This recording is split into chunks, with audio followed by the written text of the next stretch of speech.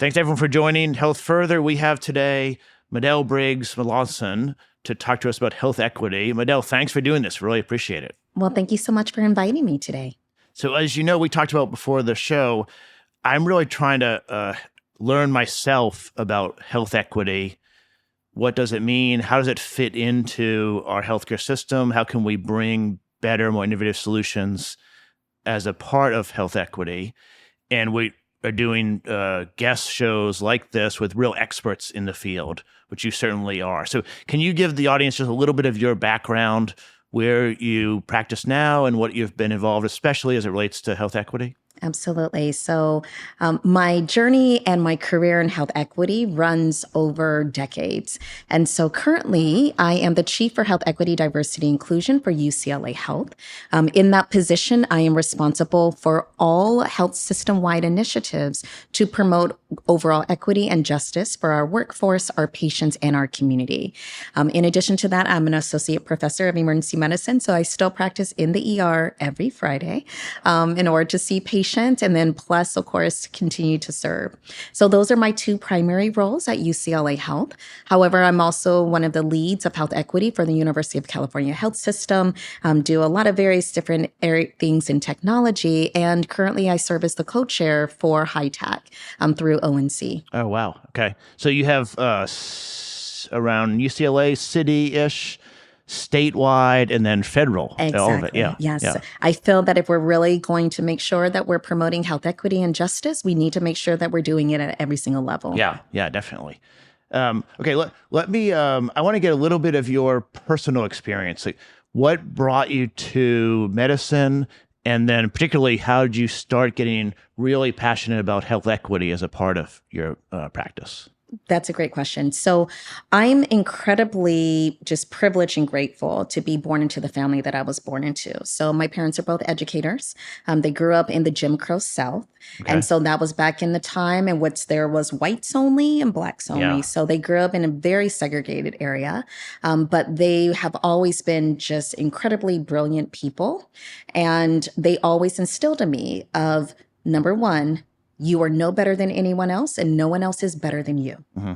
And that also, with any type of success or responsibility that you achieve, it is your responsibility to give back to others. And so the blessings that we receive, we have to make sure that we provide those blessings to other people, as well as to uplift our community in particular. Yeah. So given who they were, and all that they kind of instilled in myself as well as in my brother, social justice has always been at the core of who I am. And I really didn't realize that not everyone had access to healthcare until I was in about high school. So again, since my parents were educators as well as administrators, if I was sick, I would just go to the doctor. Yeah. It was not a big deal whatsoever. And so that was, again, part of my privilege due to the fact of where I was raised and who I was raised by. But once I got into high school, of course, with me having friends of all different backgrounds, yeah. I had one of my good friends at that time. She wasn't feeling well. And I was like, well, why don't you just go to the doctor if you're not feeling well? Right. And she looked at me like I had 5 heads. And she was like, well, if I try to go to the doctor, we have to get there at 8 o'clock in the morning. Then we have to wait for a doctor to even be available. My mom's going to have to take off of work.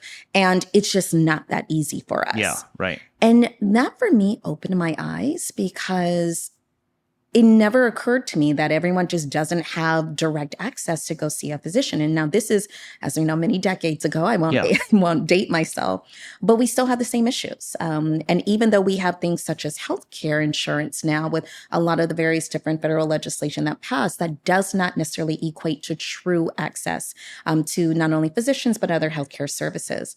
So as I continued in my own kind of individual journey, especially through college here at UCLA, and just seeing the levels of inequities between communities and between people. And it could be blocks away from each other, like right next door. I mean, literally across the street. Truly. And it was just like, this is unacceptable. Like, why would one group of people have something and another group does not? And so that actually then started to bubble up the whole idea of not only social justice, but what can I actually do within health in order to promote just greater outcomes, greater access for everyone? So my interest in medicine started when I was very, very young. In fact, the very first time I even thought about being a doctor was when I was 5 years old. Oh, wow. Yeah. Okay. So I am the first doctor in my family, and unfortunately still the only doctor. So I'm trying to get more the next generation. But I've had a lot of nurses in my family, and I'll never forget when I was 5 years old, I was actually at my aunt's house. And of course, she had her stethoscope. I put her stethoscope in my ears and was just starting to listen to my heart. And she came over to me and she said, "Hey, baby, do you want to be a doctor?" And I was like, "Oh, I don't know." I was like, "Sure, that sounds like a fantastic thing to do when I grow up."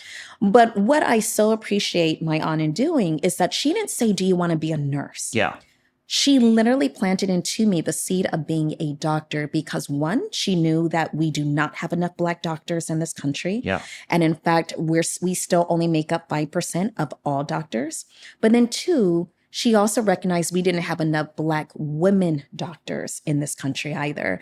And still to this day, Black women doctors, we only make up about 2.5%, at the most 3%. Yeah. And to tell a 5-year-old, you can be a doctor. Do you want to? It's your choice, is really empowering. Absolutely. And that's something that I hold very near and dear to my heart, with especially all the work that I do with young people and with community, because it is about planting those seeds, because we never know the impact of our words, both good and bad, right? But it's best for us to use our words for good. And that's what she did to me. And I continue to try to inspire so many others. So, And so medical school and residency is quite challenging. When did you start to bring the two interests together? Social justice and medicine, was it always, it was always one there. and the same? Yeah. So what's interesting is that the idea of merging together, although I was pre-med, but in my mind, I was already You're on your track. I was on my track, right? So even in college, many of us that were pre-med, we would go, for instance, to a lot of the predominantly Black communities or the predominantly Latino communities that are community health fairs and do whatever we even could as undergrads in order to promote greater health and well-being. And then once I actually went to medical school at Harvard, Harvard is all about your job is to change the world. Yeah, right. And so, both at medical school and... Well, and you have the public policy at Harvard, too. And that's yes, absolutely. Yeah. So I did the combined program. Oh, you did? Okay, of both my MD as well as my Master's of Public Health, plus also took public policy classes. And that's when everything gelled, in which it was like, well, I love taking care of one person. Where my focus is how do I help to transform our most under-resourced and marginalized communities that we have within this country and also globally. Yeah, it's that at every level of focus, like one person coming into the ED on Friday night you're caring for, but then also the system of UCLA and then the state of California and the whole country and then globally. Absolutely. Too. Absolutely. Yeah. And there's so much work that we have to do. And so that's where my love and my passions came from, of how can we think about this in a way that we can truly transform lives, transform communities, and also break down some of those systems that have historically prevented people from being as successful, as healthy as they can be, because none of this happened by chance. Yeah. And so that's part of the work that we have to do in order to think about what does it really mean to achieve health equity? What does it really mean to achieve health justice? And what's the work that's required to actually get there? Yeah, so that's a good segue to, can you give me an easy to remember definition of how do you think about health equity? Yeah, so I think about health equity, I actually think about 3 different layers. Okay. Again, my brain works in pyramids. Okay, good. Just to let you know, I have no clue why, but everything's layered in my mind. So what's the foundational layer? So the foundational layer, or at least I will say, what does the term health equity mean? Yeah. Because that's the term that most people are actually kind of embracing and trying to get to know more. And I say that the definition of health equity is when everyone has a fair and just ability to be as healthy as possible. Now, in order for that to happen, to have that opportunity to be as healthy as possible is not just the care that you receive in the 4 walls of a hospital or of a clinic or of an emergency department. It's every single thing around you as well. So it's how the environment that you're in, is it free of toxins? It's the educational level that you're able to achieve. It's the food you're eating. It's the food that it's all of those things that actually make up one's overall wellness. So that's what health equity is, when everyone has has a fair and just opportunity to be as healthy as possible. Now, there's a difference between health equity and health care equity. Yeah. So healthcare equity is when everyone has a fair and a just opportunity to access health services and to have the best outcomes possible. So now we're moving up the pyramid to interacting with doctors, health systems, maybe payer systems, all of the healthcare industry. Healthcare equity is an equal opportunity to access and receive care in that. Absolutely. And to have the best outcomes. Okay, yes. Right? Because what happens sometimes is that we think about just access, like, okay, well, you can get into a clinic or you may be able to see a doctor, but are you receiving the right treatments? Are you being treated with respect and kindness so that you actually want to listen to that doctor or those nurses? And do they listen to you? And that's exactly, do they listen to you? And especially when you're saying, this is what's really bothering me. So it's that whole entire, all of those aspects of terms of that respect, that cultural humility, and having the best outcomes and experience. But the ultimate level, which is really at the top of the pyramid, right? Because it's really healthcare equity and then health equity and then health justice. But I started off with the health equity just because that's the most common term. But the real top of the pyramid is health justice. And so many people say, okay, what is health justice? Well, I describe it as health justice is when all of the various different systems of power and of oppression and of barriers that cause the inequities to begin with are eliminated so that everyone truly can achieve their optimal level of health and wellness. And we probably never attain the end of health justice, but that's the goal we're striving for. That is the fair? goal that we're striving for. But we can get a lot better. And so what I tend to say is that, well, achieving health equity is fantastic. It is just an important stepping stone to get to health justice. So health equity is when we're still in a box with all of the different systems that cause the inequities to begin with. But everyone's just kind of in this box, whatever we can do in order to get everybody as healthy as possible in this box. Health justice is when that box no longer exists. Yeah. And that truly all those different infrastructures and systems and practices and beliefs have been removed so that you, me, everyone else within we don't need to focus on health equity as much because we have attained nirvana. And that's exactly it. So people always say, like, how do you know that the work is successful? And what I've said is that at some point in time, I hope my position never exists. Yeah. Because it's already truly intertwined. Like, thinking about health equity and justice is truly intertwined in all that we do in terms of health and healthcare. Yeah. Excellent. Talk to me about the data and evidence. I mean, I think the stories really move people's heart and move their kind of belief systems. But then we need to go to data to see where can we make the most impact the quickest. Yeah. So I'm a data nerd. Yeah. Okay. I'm a former health services researcher, and I'm Lean Six Sigma trained. So every single thing I do in my world is data. And that's actually been, I think, some of the problems that we've had historically in the past of this type of work is because everything's been kind of fuzzy and kind of philosophical. No. Data in the space is real. And how we actually, as you said, move the needle is actually by looking at data. So when I started my career, there really was no health equity. We had conversations about health disparities. And by the way, health disparity is different from health inequities, by the way. But so there was a lot of that, of just maybe talking about health disparities. But one of the reasons why I started my career in quality and patient safety was because I felt that no matter who you are, no matter where you live, you deserve the right to high quality, safe care. And so a lot of the work in quality and patient safety is all database. Yeah. And so with health equity, it's no different.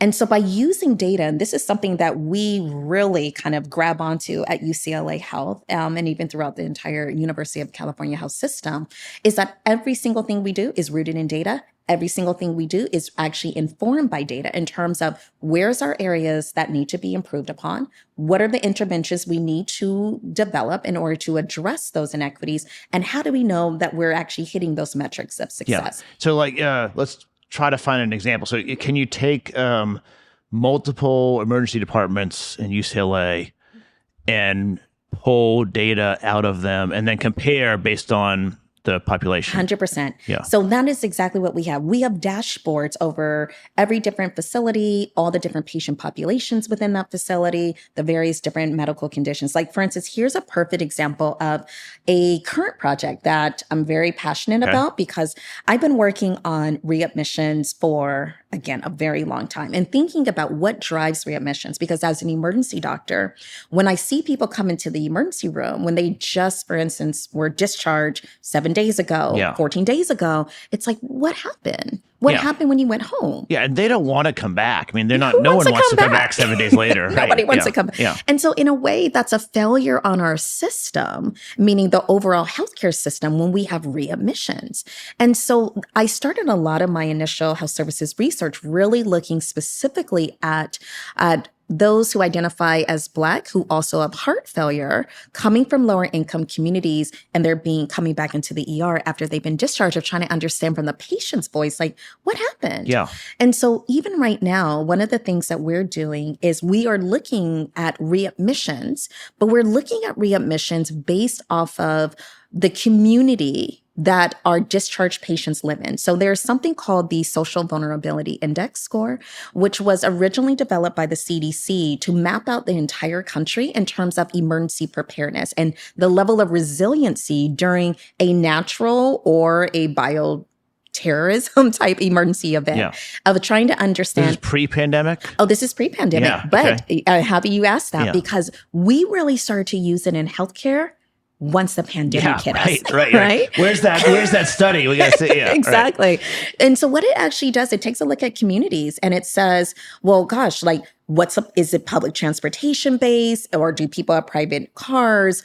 What is the overall social economic status of that community, education level? Are there multi-generational homes? Hence, like COVID.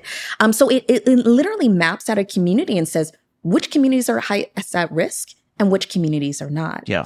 And so we started and so in the UCL footprint, do you have a variety? I assume you have a variety of those communities. Oh, yes. You're talking about in my health system? In your health system, yes. So UCLA is very unique in which, and especially sitting here in Los Angeles is so incredibly diverse. I mean, anything and everything is here in Los Angeles. Yeah, all different nationalities and races and economic status and everything. Yeah. Everything. We have it all, which is why, so many of us love Los Angeles. And so with the patients that we serve are also highly diverse. So for instance, UCLA Health, the medical center itself, the mothership we call it, it actually sits in one of the most affluent areas of Los Angeles. I mean, it sits right, by Bel Air, Beverly Hills, Brentwood, like you can't get more affluent, right? But then also we still serve all of Los Angeles County. And as you said, sometimes even crossing over a street can actually make a difference in terms of social economic status. Here's a little Angelino nuance. Here in Los Angeles, everybody knows about Rodeo Drive. Yeah, sure. Right? And my wife makes me go down Rodeo Drive. Yeah. Yes. Well, there is a part of Rodeo Drive that after you cross over a specific street, it becomes Rodeo Drive. Same street. Same street. Yeah. Same street. Just pronounced differently. Exactly. Yeah, and maybe not as fancy stores. And that's exactly it. The drop and change in social economic status is so incredibly significant. You're going from multiple millions of dollars all of a sudden down to maybe 200% the poverty level. And even the name changes. Rodeo. Yeah. Rodeo. After you cross one street. So that is part of our ecosystem here in Los Angeles. So one of the things we're doing in terms of data and thinking about our outcomes is that we specifically have identified the readmission rates in our patient populations that live in our more socially vulnerable communities.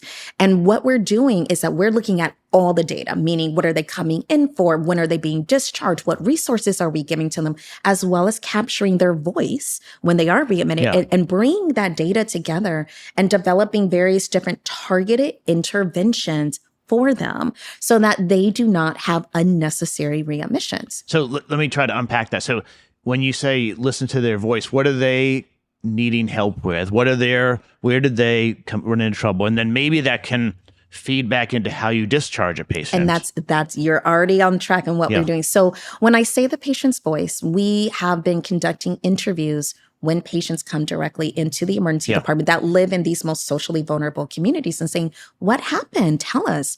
And oftentimes the patients say like, yeah, I thought I understood what my instructions were, but when I got home, I actually started to worsen. And then I was trying to figure out who do I call? And then I had some challenges getting my medications. The list, there's so many different items. And then when I did call, it was after hours. There's different items, but there may be categories that you can pull insight out. And that's what we actually did. We, again, because I'm Lean Six Sigma, we actually did a full Kaizen event, so a rapid improvement event. We identified all of the different root causes in which not only our patients said brought them into the ED, but we even as the leadership of UCLA went through and said, okay, what is driving these higher rates of readmissions? Yeah.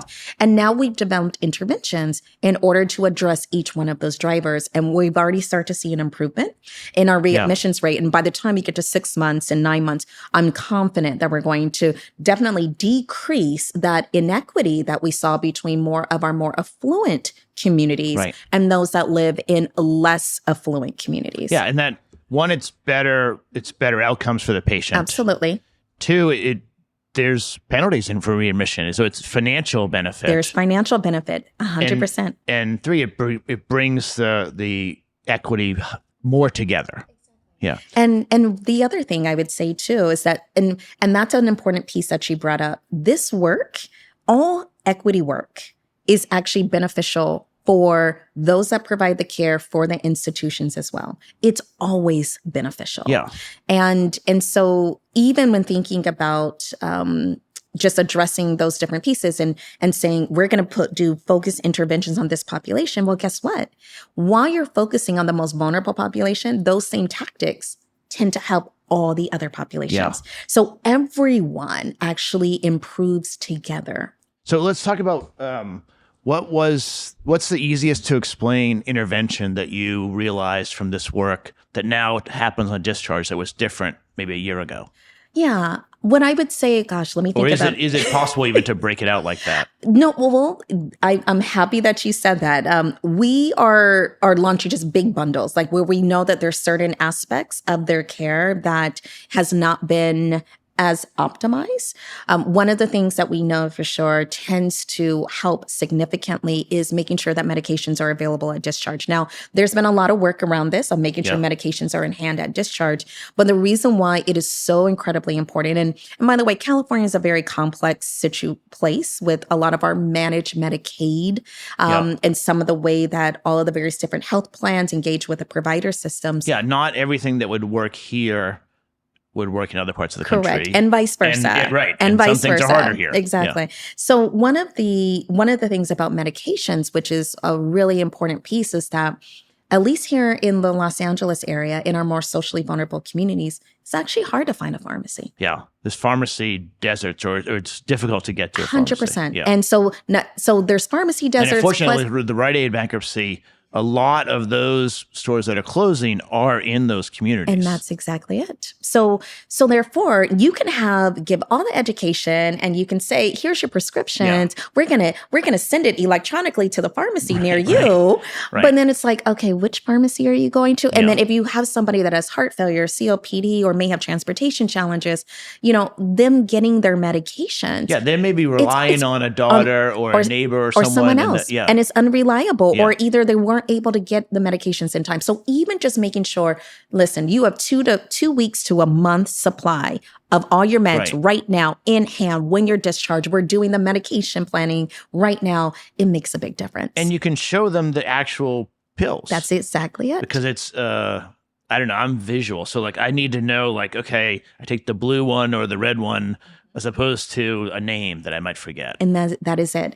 And then also just saying, do you have any questions? Repeat back to me. So those are all the different things. I mean, there's so many different things we're doing. Yeah. That one just came to mind. But really, it's the methodology, which I think is so incredibly important, of using data, constantly looking at how all the various populations are performing and really identifying where's our areas of vulnerability, which patients are not having the best outcomes or the best experiences, and let's dive into that. And I can tell you this from having all my dashboards and all my data, it's hardly ever the same populations.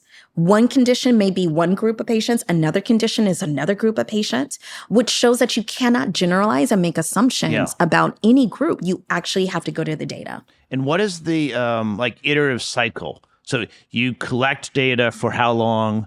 How long does it take to understand it and decide on the interventions? And then when do you start seeing results? Yeah, so I'm super impatient in all that we do. Yeah, me too. So again, that's just my nature. So what we use is that we use what the Six Sigma DMAIC cycle, which is define, measure, analyze, improve, control. But what we do is that we have a special system at UCLA Health called the Just Excellence system, where we overlay principles of equity and justice on top of that. So as we're looking at various different data and problems, while we are looking at it from a strictly a performance improvement standpoint, we also say, gosh, did bias contribute to these outcomes? Did racism contribute to these outcomes? Did other forms of discrimination contribute to these outcomes? And that also allows us to take a look at the kind of like what I like to call the traditional healthcare performance improvement model, while also adding in some of these other aspects of health equity.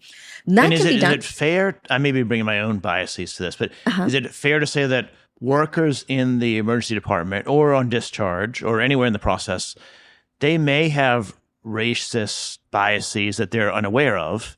And so it's not necessarily to catch them as it is to try to intervene and make it better. So, is that fair? Or maybe I'm mischaracterizing it. No. You're absolutely on track. So when it comes to all healthcare providers, just like when it comes to really our general people, society, and that's what I was going to say, our general society, we know that racism exists. We know that sexism exists. We know that homophobia exists. We know that, anti-Semitism exists, Islamophobia. We know and we're not going to wish it away. Correct. But especially what my role is, number one, we can raise awareness of the existence, because some of these isms actually are part of our implicit cognition. And so without being aware that you may have racist beliefs or sexist beliefs or other types of discriminatory beliefs because of how you were raised or because of the school that you went to or whomever trained you to be a doctor. Yeah. We see that a lot. I call that vertical transmission. Okay. Interesting. You may not even be aware of it. And so part of what my role is to say, listen, these exist and everyone has implicit biases.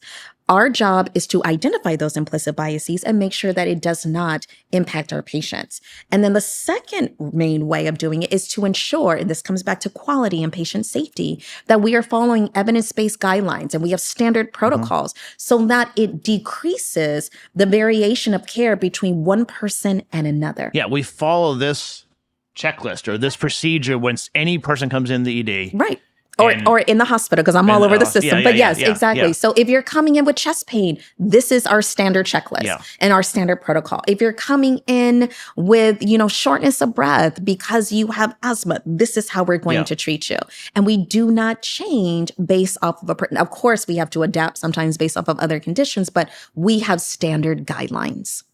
Yeah, so that makes me think about a topic I wanted to bring up, which is you're in health equity in the practice of healthcare, but you're existing in the U.S. society, and there's a lot of societal kind of systematic issues that you've brought up: discrimination, racism, sexism, but also poverty, ableism. Yeah, yes. All. Yes. How do those things intertwine, and can you separate the health equity, or how do you think about that? Well, it's all connected. And so there's something called social drivers of health. Most people call them social determinants of health. I call them drivers because they're dynamic. Yeah. And what I mean by dynamic is that based off of, and you're just mentioning poverty, and we can talk about education, all of these different factors, except for a few of them, can be changed. Yeah. So just because you were born... drivers is much better because determinants feels like locked in. Exactly. And You're locked in, fatalistic. There's no way you can change. And and you can still call it SDOH. Yeah, exactly. Yeah, right. I know that. See, you already picked up on why we call it drivers. Yeah. But yeah, drivers are dynamic. Yeah. And for the most part, it can change during one's lifetime. So even, for instance, you were born in poverty, that doesn't mean that you're always going to stay in poverty. And we know that when you're not in poverty, you're going to likely have much better health outcomes. Same thing when it comes to education. We have clear connections with education that higher level of education you obtain, the longer life expectancy you're going to have, the healthier you're most likely going to be. I mean, it is so clear. And the disparities of health span by different population and by income bracket and education is really sad. It is. But then there's other social drivers, which are racism. And the truth is, our country has been rooted in a lot of racism from the very beginning. And so how do we address that when it comes to healthcare, right? Well, part of that, how we address it is A, we monitor the data. And B, we have those standardized protocols. But I also love to bring in that technology is a significant social driver of health. And the reason we've talked so much, especially even during the pandemic, about the digital divide, but it's more than just having internet or not having internet. It's actually, yes, having access to internet, but it's also your overall digital literacy, because so much of what we do in healthcare nowadays are through our phones or through portals or through computers. So if you don't have reliable devices, or if you're unable to navigate that portal, and I'm thinking about even those individuals that are older or those individuals that are non-English speaker, it's automatically causing those barriers. So we can't separate out these, what we call health-related social factors, from achieving health and health equity, because they directly play a role. Yeah, it's all intertwined. It's all intertwined. So that's the new age of healthcare now. And I think that's the new age of health technology, is that we have to lean into this space and say, if we're really in the business of making people feel better and making sure they're as healthy as they can be, we have to be in the business of ensuring there's economic opportunity, ensuring there's access to high quality education, ensuring that we don't have food deserts and everyone has access to nutritious foods, ensuring that we think outside the box and really drive connectivity in all communities, especially our rural communities that we know have been really, really suffering in terms of connectivity. That's how we have to think about health and healthcare nowadays. It strikes me that health technology can be used to, especially if it has a good UI and very intuitive, it can be used to improve people's access and understanding. But also it can be used as a way to help the clinicians go through their checklist and follow the procedures. They don't have to remember everything. They can sort of follow along with the workflow. That's correct. That's correct. So we both were at the Vive conference earlier today, and there's a lot of new technology, a lot of innovation, pretty exciting, and also a little bit of a carnival kind of atmosphere. But give me your impressions. You know, I've definitely enjoyed the Vive conference. It's always great to see just so many different innovators and so many different sectors of health technology all come together. You know, everything from, of course, the big buzz right now of AI and all the different forms of AI. Change the world. Yeah, right. Yeah. But then also just some of the staples like interoperability, as well as, you know, I even had a meeting the other day about just even policy mapping. So a lot of different things at Vive. I think one of the things that I have loved to see is that we're getting a lot more patient-centered when we're thinking about technology, and patient-centered in terms of how do we, even similar to what you're saying, how do we really advance patient engagement with our various different forms of technology? How does health equity play into inclusive designs? That's one of my passions, is let's develop technology inclusively, like meaning that we are thinking about all sectors of our population in order to ensure that it's helping to lift up everyone. Yeah, I mean, it's patient-centered design with all the different patient populations that are going to be affected. Correct. And too often for too long, we have only focused on a certain sector, which is probably maybe about 20 to 40% maybe, and instead of all 100% or even 80%. And so I think Vive was really good at just people are starting to get into those spaces of how do we really add more value to the technology, while still we have some that are, you know, still the standard technologies that we've seen. Yeah, I mean, I felt like it is. I'm hopeful that we're at kind of a turning point where maybe some of the death by 1,000 pilots can go away.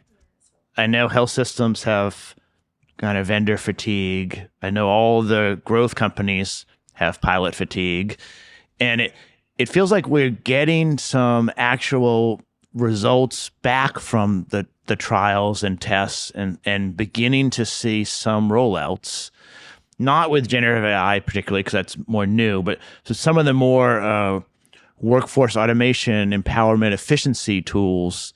And that was exciting to see, like, actually, can we make a difference? Because the people, the caregivers, the clinicians, the doctors, the nurses, even the non-licensed staff, they've dedicated their life to really helping people. And unfortunately, we've loaded on to them lots of data entry, lots of bureaucracy. And I'm hopeful. It seems like we're beginning to peel some of that away and letting them, again, focus on holding the patient's hand and talking to them about what they're experiencing. Yes, and it's needed because I can tell you that we are in a very different phase in healthcare right now. All of us that have been practicing for years have never seen it this way. I mean, the pandemic was one thing that shocked us all, and especially as an emergency doctor, I can tell you there was no other scarier time ever than practicing during the pandemic.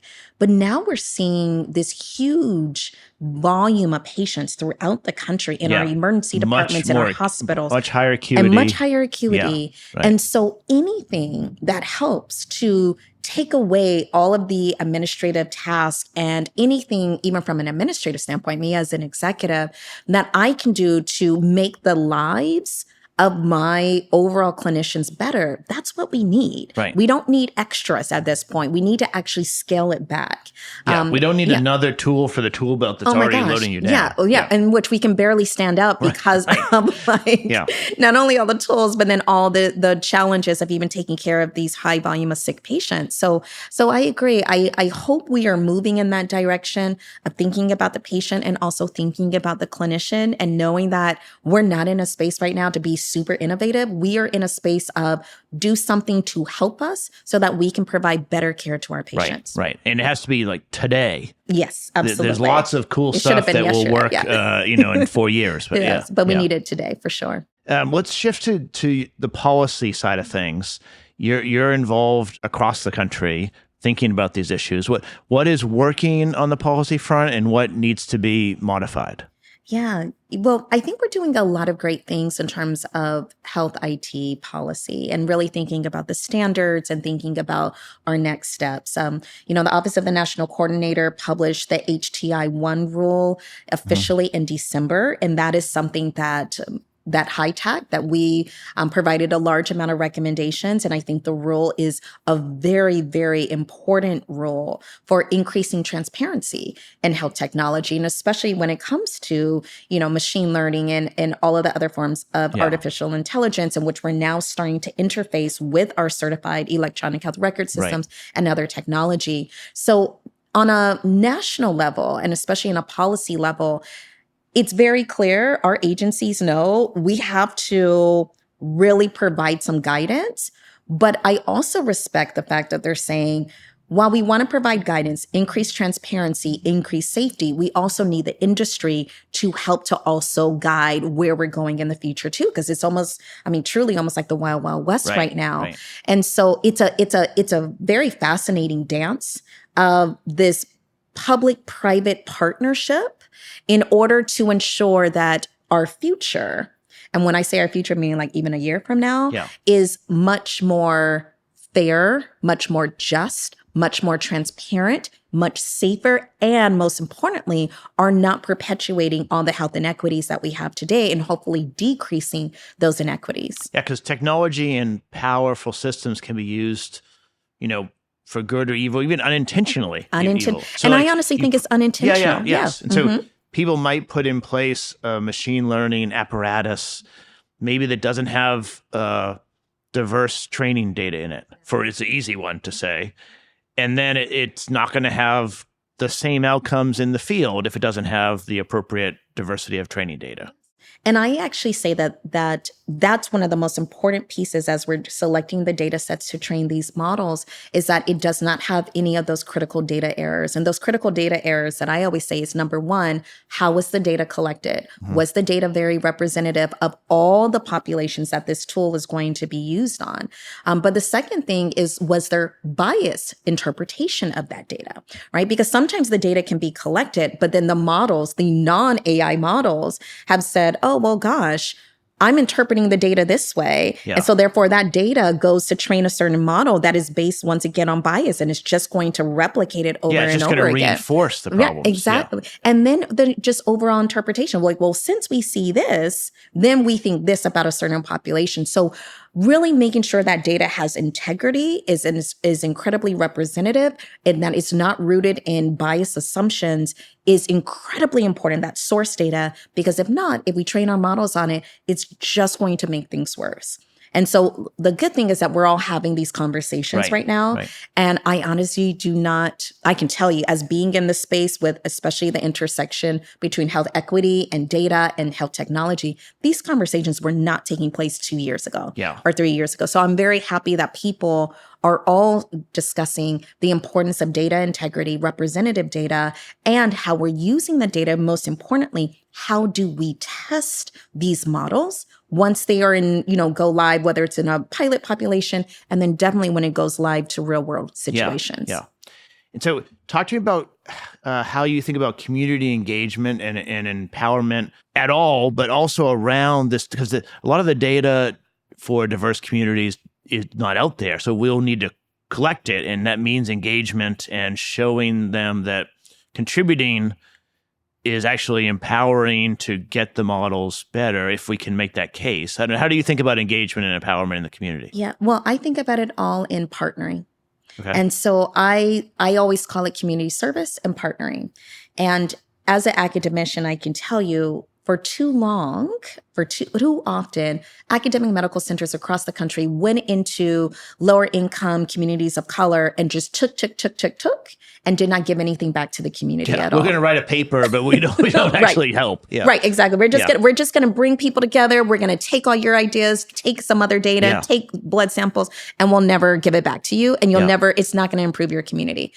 In addition, of course, we know about all of the historic medical experiments that were rooted in racism, as well as sexism and other forms of isms before.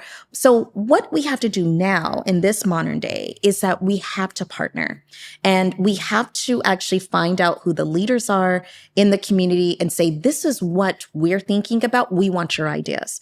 Because one of the fatal flaws that I think many people have done, whether it's innovators, whether it's academic centers, is that they come in and to various different communities and say, we're the experts. Yeah. So listen to us. They hold a half-hour meeting, and then they have all the information they need. And then never come back. The community's been there for 100 years. Right. Yeah. And so there's no one that knows better of what's going to work for a community than the community, period. And even when it comes to thinking about the development of technology and what's going to work, or enrollment in clinical trials so that we can have highly diverse populations, then you have to go and capture the voice of the community and partner with community so that in a community, there's clear expectations. Like when I work with my community partners, we always set up, this is the expectation that you can receive from us as the institution, and tell us what your expectations are, right? Because it's full partnership in every single way. And then I would think it should be many touch points over a long period of time. I mean, it's a partnership. Yeah, I mean, not only just many touch points, but it should be a relationship that continues. Because if you think about it, and especially when it comes to data, I say that is another principle of data justice. The data of the people belongs to the people. Yeah. Period. Right. And so if you're going to collect use data, the data, we need to give them the benefit. And not only that, the benefit, but then also the say of how that data is used, also helping out with the interpretation, because oftentimes we have blinders on, whether we are, again, innovators or we're researchers or we're even healthcare professionals. We have blinders because we come in with our own assumptions, Yeah. of course. I mean, we can't. And we're trying to move fast and we have good intentions, but All good intentions. we maybe don't Right. even listen to the community Right. as much as we need to. And then the community comes and we're like, oh, look at these findings. And the community's like, what are you talking about? Like, that's been that way and that's no different. And this is what will actually help. So really partnering with community is going to do nothing except for make things better, make things more accurate, and really engage in that trusting relationship that we still really need to build.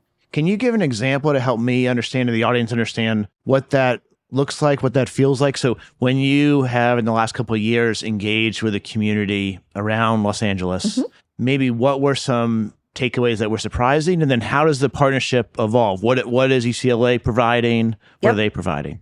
So I position my group because let me take a step back. UCLA Health is an anchor institution. And what that means is that we have committed our resources in order to directly improve racial and socioeconomic inequities. And so that means leveraging our workforce, our knowledge, leveraging our partnerships, our finances, you name it. But one of the key aspects of this is service. And so we do not go into any community or start with any community-based organization and say, hey, we have an idea. Let us tell you about that idea. Right. We actually go and say, we want to be here to serve. And we have lots of resources. What are the problems that you see? Yeah. Where would you like to see, or how would you like to see that problem solved? And you're trying to get a broad cross-section of the community, people in maybe religious organizations 100%. Or another charity group or whoever, so you can find as much as you want. Yes. And that's what we do. I mean, we have community partners from all various different sectors, whether it's those that are truly rooted in environmental justice, and which they're looking specifically at increasing the number of urban farms or, really decreasing various different toxins within the community, all the way to those that provide services for food insecurity or shelters for those that are experiencing home. There's so many partners that we have. But what we tend to do is tell us what the problems are and how can we help you? Yeah. It's just that simple. And is it fair that sometimes the community service charity advocacy program already exists 100%. for the community in need, but they haven't connected. So you can sort of do a lot of good by connecting existing services to the people that need it. Yes. And so that's where all the leveraging of partnerships. I've done a lot of that during all of my years partnering with community where, and the other thing is, part of our work is also rooted in a large amount of philanthropy. There's a lot of people out there that care about social impact. And so I may have a, handful of donors that are very interested in making a significant social impact in a certain area. But they don't know where, and they don't know if it's like a credible organization. Is this a good cause? I also, have a lot of others that are, for instance, in sports and entertainment, in which they're like, we really want to do something really important in this community or that community. You have an idea. We just connect them. Yeah. And that is what true service is. Like, true service is not about, we're going to tell you what to do. This is our idea. It's saying, how can we help you? Because a lot of these groups have existed in our community, have been doing work for decades, but they just haven't had all the resources to make the large impact that they want to. So by matching resources directly with the brilliant ideas that have already existed, it's a win-win. Yeah. And UCLA Medical Center is an anchor organization in lots of ways, where it's a trusted organization. You have lots of resources and relationships. And lots of relationships. And you can bring things to bear that maybe don't cost money for UCLA or time, but you can really have an impact that way. Absolutely. Yeah. Give me your sense of what's your aspirations for health equity in different time horizons? Like, what do you aspire to see happen in the next maybe year, in the next 5 years, 10 years? Where are we headed? So I would say my aspiration within the next year And I can tell you within my organization, I'm very proud of the work that we've done and the full embrace of health equity principles within my organization. There's nothing better than when I'm sitting in a meeting and something comes up and it's one of my other co-executives or a director or even one of our, for instance, frontline staff members are like, wait a second, is that equitable? Let's think about this in a different way. Yeah. There's nothing and you're better. Not bringing it up. And I'm not bringing it up. Right, like I'm just sitting there just smiling, you're like, just like, yay. like cheering them on. Yeah. Right. And then all I have to say is like, yes, I support that idea. Right. +1 on that. But that shows up that it's a cultural transformation.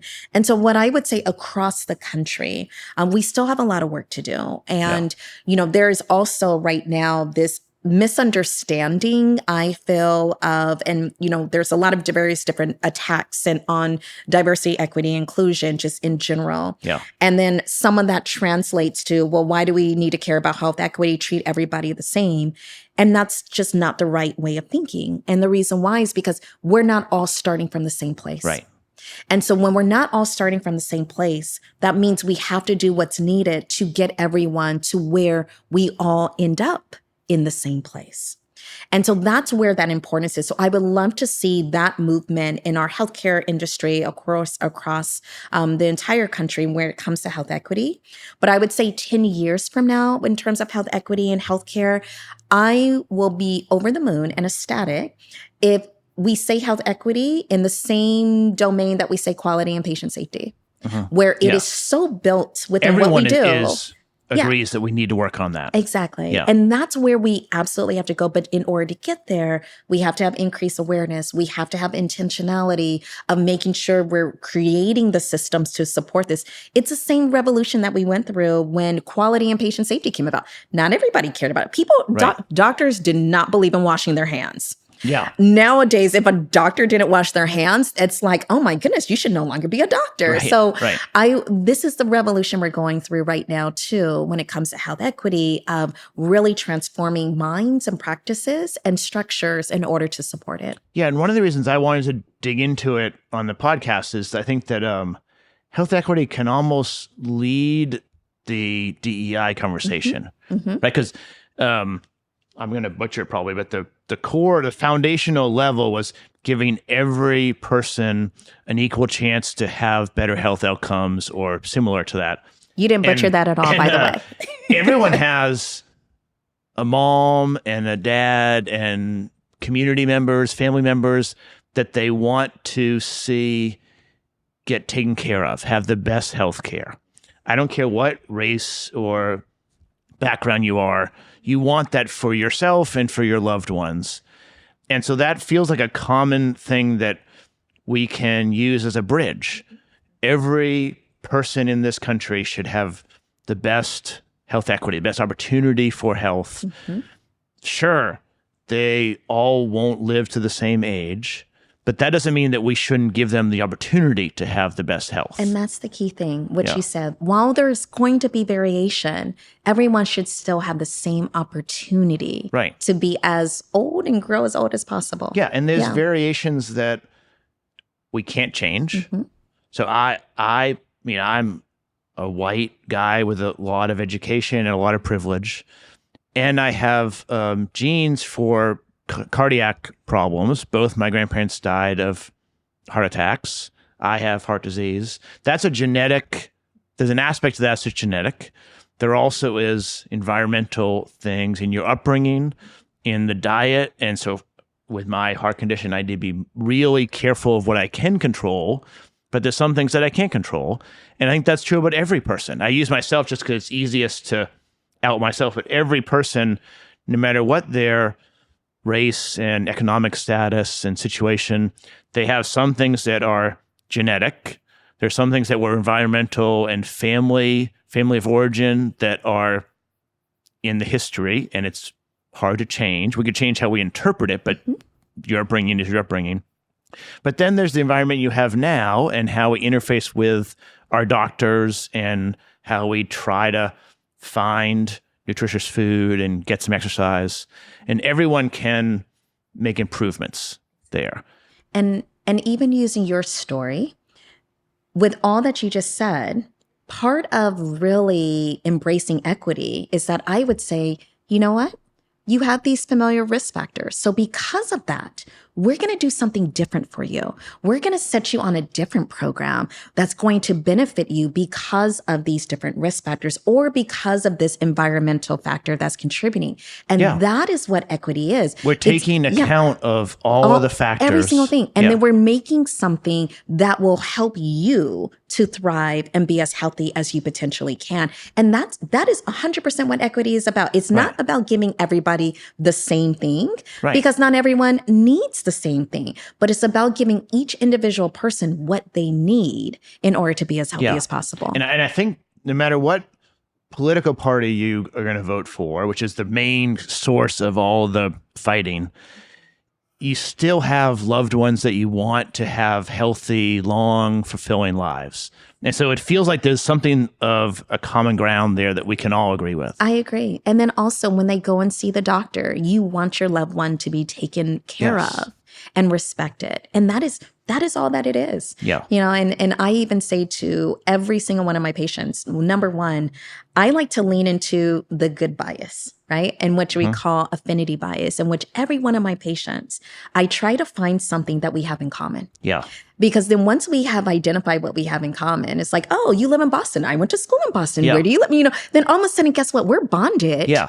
And now we're human to human. Now we're human to human. Right. Or if I walk into a room and I see, you know, someone wearing a hat, I will just say like, oh, is that your sport? And then we literally bond. And then guess what happens?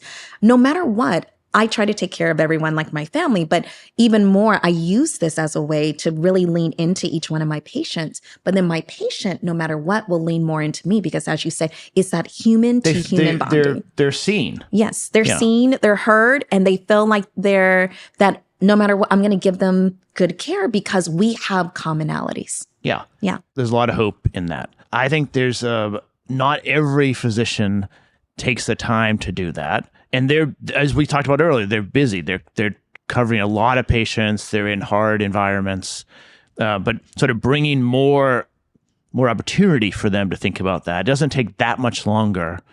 And if we can give them a few tools to let them take a deep breath, hopefully they can engage with their patient populations like that. I hope so too, because I can say for my fellow physicians, we're all in this business because we care. Yeah.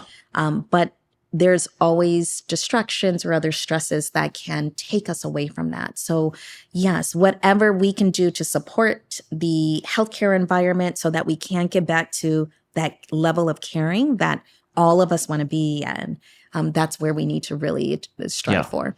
And so as individuals, people listening right now, what's one thing that they should do today to contribute to this? You know, that's a really good question. What I would say is it's important to take a step back at times and say, how do I see the world? And not only how do I see the world, but how can my world be different? And that adds that sense of compassion and empathy, especially if you are thinking about a different person or a different population or even a different region of our world. And I think that's starting with our own self-reflections of, you know, as I mentioned at the very beginning, I come from a privileged background. So I have levels of or different aspects of myself in which are incredibly marginalized. But I also have identities that are incredibly privileged. Mm-hmm. But what I tend to tell everyone is think about your own privilege. And think about the areas that you have more of a marginalized identity. And all of us have it, no matter who you are. We all have at least one marginalized identity. And then think about how you feel or how you felt when someone pointed out that marginalized identity. And that can add and increase your compassion and your empathy for those that have other marginalized identities. So we all have privilege and marginalization, but how we use it is incredibly important and key. And making sure that we speak up for those that may not have a voice and we help to serve those that have been ignored. That's one thing that we can all do starting now and definitely tomorrow. So let me rephrase to make sure I'm following that so I know what to do this afternoon. Sure. Can I use the word gratitude? Like, I should recognize gratitude for all I have, the privileged part of my background, the opportunities that I've been given, the opportunities that I've made where I am today. I get to talk to you on the podcast. And then also recognize where, when I've been marginalized, I've been criticized, I've felt less than, and then try to have empathy for others, kind of appreciate all I have and have empathy for others that maybe have been marginalized, and then go through the world kind of trying to hold that gratitude and empathy in mind. Is that close to what you're saying? That's close. I'm going to take you to another level. Help me understand I'm differently. going to take you to another where was step. I not right? No, you were good. So the idea is we all have privileged identities and experiences. We all have marginalized identities and experiences. Those marginalized identities and experiences can add, and especially how we felt it, we can reflect upon those feelings, and especially when it comes to someone else that may have a marginalized identity.